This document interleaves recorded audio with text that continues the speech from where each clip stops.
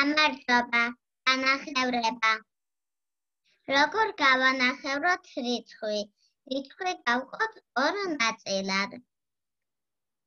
გავანახევროთ რიცხვები, მაგალითად 8 ტოლია 4 პლუს 4, 12 ტოლია 6 პლუს 6, 40 ტოლია 20 პლუს 20, 84 ტოლია 42 პლუს 42. გავანახევროთ 14.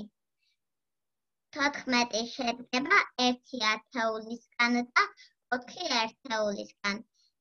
10-ის ნახევარი არის 5, 4-ის ნახევარი არის 2, 5 პლუს 2 ტოლია 7, 14 ტოლია 7 პლუს 7.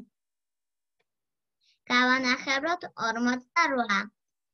48 შედგება 4 ათეულისგან და 8 ერთეულისგან.